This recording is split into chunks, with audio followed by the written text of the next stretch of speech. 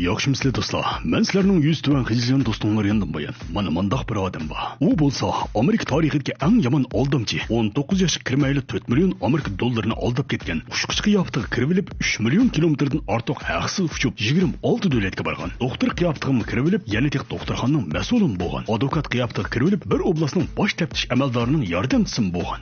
Men 19 yoshda nima ishlarni qilgan bo'lgandim. Lekin bu yigitning rivoyatli hikoyasi bir nodir kino qilib o'zgartib ishlandi.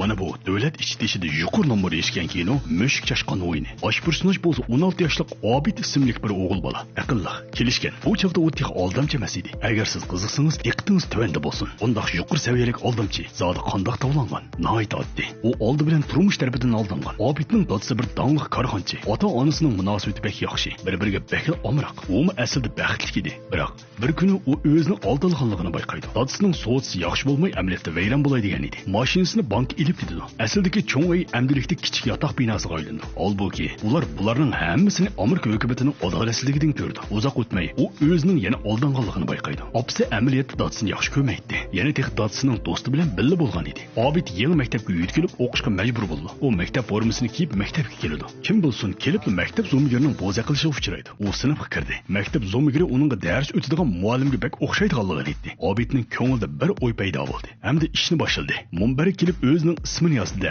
Men sizlarning dars o'tadigan o'qituvchilar deb o'zini tanishtirdi. Maktab zo'migiri hang'ib qoldi. Naq maydondagi o'quvchilarmi ancha ishonmadi. Obid qattiq vaqirdi. O'rningizga qaytib o'tiringlar. Nima degan bilan o'qituvchida qiyofati bor edi. Ko'pchilik ishondi. Shuning bilan Obid maktab zo'migirini tortib chiqib, uni tekis o'qishga soldi. Bu chaqda haqiqiy o'qituvchi kirib keldi. Obid ikki qizga qilib uni ketkizdi. Keyin ishlar yana oshkorlanib qoldi. Lekin bu orliqda to'p-to'g'ri bir hafta o'tgan edi. U butun bir hafta soxta qiyofatda yurdi. Hatto ota-onalar yig'inini ochdi. Maktab mudiri uni ota-onasiga arz qilyotdi. Ishxon sirtida Obid yana bir qitim uning kuchli kuzish iqtidorini isbotlaydi. Qiz savotishining ruxsat so'rash xatiga qarab qo'yib soxta ekanligini biladi. Uzun o'tmay turmush uni 3-qitim oldi. Ota-onasi ajrashib ketadigan bo'ldi. Ular uni kim bilan birga turishini tanlashga buyurdi. Bu xil so'q muomala uni tugashtirib etdi. Obid ishdan o'qdek chiqib ketdi. Shu kundan boshlab u biroqla uydan chiqib ketdi. Bu chaqda u tex 17 yoshda edi. Pul bo'lmasa qanday qilish kerak? Obid soxta pul chek yasashga boshladi. Dastlabda texnikasi bek nachar edi. Oldi bilan pul chegidagi sonlarni qirqib bitib, qarindosh bilan boshqa bir songa o'zgartdi. Ondan yolg'on simdan birini chaplab qo'ydi. Lekin bu pul chekiga hech kim ishonmadi. Muvaffaqiyat qozongan qiyofatga kirilib, oshkorlanib qilish, bichora qiyofatga kirilib, bayqilib qilish, yolg'ondan kasal bo'lib olish degandek ishlarmi faqatla oqmadi. Bu chaqda u tuyuqsiz bir ushquchini ko'rdi. U davrda ushquchlar haqiqatan olqishga erishdi. Go'zal qizlar atrofida cho'rgilab turardi. Hatto boshqalarga imzo qo'yib berardi. Shuning bilan Obidning yangi plani boshlandi. Avval muxbir qiyofatiga kirilib, Aviasiya shirkatining rahbarlarini ziyorat qildi. Nurg'un halqiliq uchurlarni qo'lga tushirdi. Yolg'on ushquchning pravosini o'ydirib chiqarib, ushquch salohiyatida Aviasiya shirkatiga telefon qildi. Forma ishlab chiqarish zavodining o'rnini so'rab, ularga bir yurish formani tikkizib oldi. Shuningdan keyin Obid ushquchi bo'ldi. Ko'chada mangsa, hamma kishining diqqatini qo'zg'aydi. Bu salohiyat bilan bankada soxta pul chek ishlatganda hech kim buningdan gumonlanmaydi. Uning soxta pul chek yasash texnikasi og'onsa o'sib ketdi. Aeroplan modelini setib olib, modeldagi Aviasiya shirkatining belgisini so'yib olib, soxta maosh chekiga chaplab, oxiri u pul chekini muvaffaqiyatli oldi. Nurg'un so'mliq naqd pul qolmashtirdi. U nurg'unlagan aeroplan modelini setib oldi. Hamda nurg'unlagan pul cheki yasashga boshladi. Nihoyatda tezda uning aldamchilik texnikasi o'sdi. Ushquchi qiyofatiga kirib olib, aeroplanga chiqishga boshladi. Hatto bir ayruxon qizni keltirib oldi. Esil, lekin u tek qanoatlanmagan edi. Zodi qandoq ish bu 17 yoshli o'g'il bolani Amerikadagi eng yomon aldamchi qilib qo'ydi. Menimcha, kuchli bo'lgan ishonch va kuzatish iqtidori edi. Obid har bir bank pukiga ko'z yugurtib chiqdi. Oxirida qaramoqqa ishga ancha pishiq bo'lmagan bir puki xodimini tanladi. U qizni keltirishga boshladi. Men chekni naqlashtirmoqchi, unda sizni tamoqqa taklif qilmoqchi. Bu qizchoq u shirin-shiga gaplarga oldinib ketdi. Uzoq o'tmay qizchoq uni ilib bankining ichki qismini ekskursiya qildirdi. Hatto uningga pul chek printerini tanishtirib qo'ydi. U mushu bilimga tayinib, ma'lum bir taqilib qolgan bankining magnetlik siyoh izini farq etish mashinasini talishib setib oldi. Uning soxta pul cheki bag'on siri rostlik bo'lib ketgan edi. Nurg'un pulni olib ketib, nihoyat tezda Federatsiya tekshirish idorasining diqqatini qo'zg'adi. Uning raqibi Al-Kon soqchi Xan edi.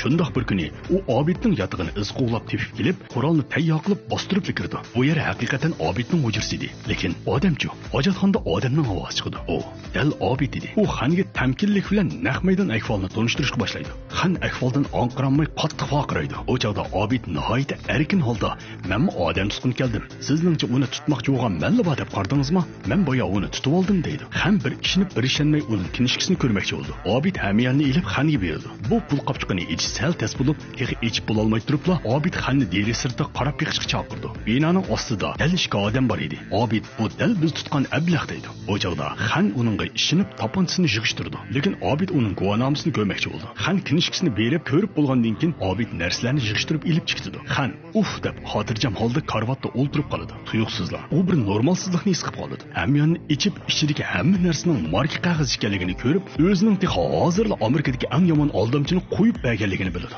Bir bola qazodan qutulib qolgan Obid o'zini texmi yomon his qildi. Hatto 007dek yasinib o'zini darajadan tashqari jasus qilib ko'rsatdi. Chiroy desa chiroy, pul desa pul endi uzilmaydi. Lekin u rostdan xushalmi? Undaq emas. Tinchlik ketishida tex xizmat qilayotgan Xan tuyuqsiz bir telefonni topshirib oldi. O'ylamagan yerdan u dal Obid edi. U men ma'lum mehmonxonadagi 3113-yotoqda meni tutqani kelsang bo'ladi deydi. Xan ishonmaydi. Lekin Xan tuyuqsiz kulib ketdi. Obidning hozirgi kayfiyatini kuzatib, bundaq turmush kechirib, sen cho'qim yolg'izlik his qilgansan ha deydi. Obid darhol telefonni qo'yib mehmonxonaning yotog'idan chiqib ketdi. Yotoq nomeri dal 3113 edi. U Xanni oldimigan edi. U faqat Xanning ishonmaydiganligini biladi. Uzoq o'tmay Xan Obidni Nyu-Yorkdan kelgan o'smir ekanligini faraz qilib, Nyu-Yorkning uydan chiqib ketish xotirasini tekshirishga boshlab, Obidning salohiyatini nihoyat tezlab bekitdi. Yana bir tarafda yolg'iz Obid turmushini o'zgartirishni qaror qildi. Bir kuni Obidga doktorxonada doktorlar tarafidan tanqidlangan bir kichik sestra uchrab qoladi. Uning umoq sabiy yig'isi qarab Obid omroq bo'lib qoldi. Mana bir eng yomon aldamchiga eng sodda qiz mos keladi. U bir necha yig'iz gap bilan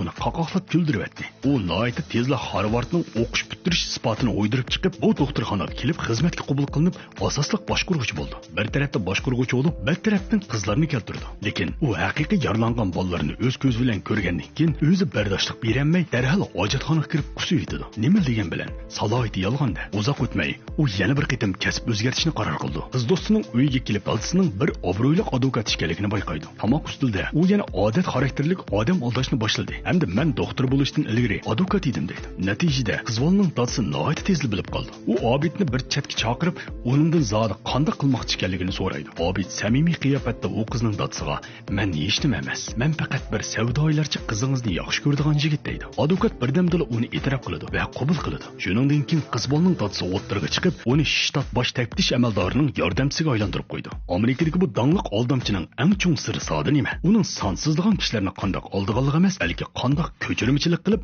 advokatlik imtihonidan o'tganligi edi. Qandaqla bo'lmasin, imtihon qog'ozini oldig'ini bo'lmaydi. Buning javobini oxirida deylik. Biz avval Obidning hikoyasini davomli ko'raylik. Qaynotasi uni bekli aytib aytdi. Advokat yordamchisi bo'lishga tanishtirib, uni oblast boshlig'i bilan birga tomoq yeyishga ilib bordi. Afsus, to'y ketsi, federatsiya tekshirish idorasi yana Obidni izlab bordi. Obid xatarni sezdida darhol uyiga kirib yuktoqlarni yig'ishtirdi. Yuktoq sandig'ining ichi pul bilan to'shqan edi. U yig'ishtirib bo'lib qochib ketdi. Afsuski, qiz do'stini uning bilan birga menishga qoyil qilolmadi. Hozirdan boshlab federatsiya tekshirish idorasi Miami aydurumning o'sharlik darajasini birinchi darajaga o'stirgan bo'lib, Obidning chiroyi allaqachon oshkorlanib ketgan edi. Uning qochib ketishi mumkin emas edi. Lekin u Amerikadagi eng yomon aldamchi emasmi? U bir chora o'ylab topib, ushqichi salohiyati bilan shu joydagi oliy maktabga kelib, u qizlardan 100 turani imtihon ilib, eng chiroyli 8 qizni tanladi. Ondan bu go'zal qizlarni o'zini cho'rdab, aydurumga ilib kirdi. Agar kichik biyillik bilan o'g'irlik chiqarishning foydasi bo'lmasa, u chog'da davronni cho'ng silib, qiyoqas cho'qon bilan kirish kerakda. Ularning oldiga uchirgan soqchilar soy chamonlar tarafidan jalb qilinib, ularning orasidagi yiliq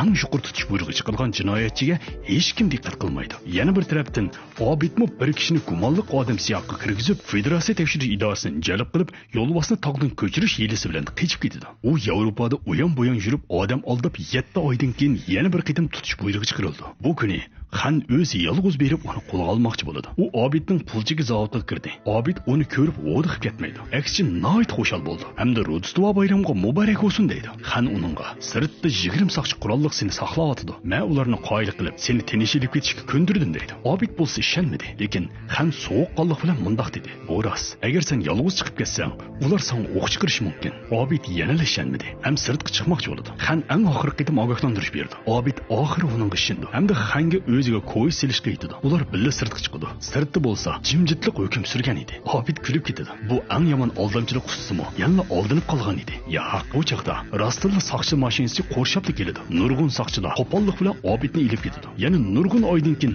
xan oxiri o'tkazib berish rasmiyatini hal qilib, Obidni ilib vatanga qaytib jazo o'tashni o'rinlashtirdi. Aeroplanda xan Obidga dadasining vafot bo'lganligini aytib berdi. Bu gap Obidni nihoyat tushkunlashtirdi. U hojatxonaga kirib yig'laydi. Aeroplan qo'nadi, lekin Obid chiqmaydi. Ular ishni buzib kirib, ichida odam yo'qligini bayqaydi. U tarat to'ning keyindagi yo'chiq orqali kechib chiqib, aeroplan yerga tushishi bilan sakrab qochadi. Bu qitim u kechib ketmadi.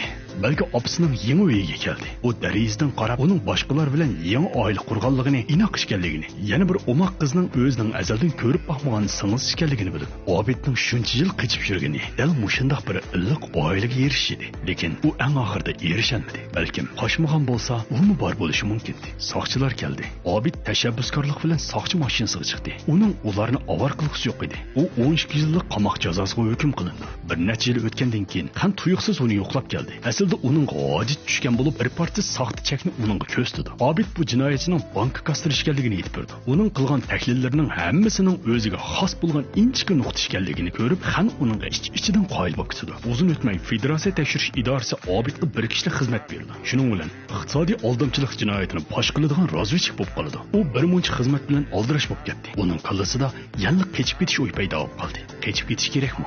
Shunda bir kunlari u yana ushquch qiyobatga kirib qochmoqchi bo'ldi. O'ylamagan yerdan xan uning iziga tushgan edi. Xan uningga eg'ir besiqlik bilan, agar sen kechib ketsang, mangu qad ko'taradigan kuning bo'lmaydi. Balkim bu yolg'on yovdoq gaplaring bilan yashamoq nihoyat osondir. Lekin bundoq yashash ma'nisiz. Hech kimga erishgani bo'lmaydi. Hamda kunda dakki-dukkili o'tsan, xan gapini tugitib kayniga burilib ketib qoladi. O'ylamagan yerdan Obid yana tezli ishxona qaytib keldi. Mana, u hozir bir bola emas. U bu dunyoda faqat xanningla o'ziga bir kishilik o'rin qoldirib qo'yganligini biladi. Filmning oxirida xan uningdan sen zodi qanday ko'chirmachilik qilib advokatlik imtihonidan o'tding deb so'raydi. Obid men ko'chirmachilik qilmadim. Men 2 hafta qattiq o'rganish qilib imtihon berib o'tdim deydi. Qarang, hattoki Amerikadagi eng yomon aldamchimi o'rganish qiladi. Kishilik hayot olamshumul o'zgarishlarga to'lgan. Bu kino eng yaxshi izohat. Reallikdagi Frank bo'lsa, keyin dunyoga dongliq aldamchilikqa qarshi turish mutaxassis bo'lib qoladi. U intoyin o'limlik bo'lgan bexatar pulchigini loyilab chiqadi. Dunyodagi 500 kuchli shirkat va nurg'un banklar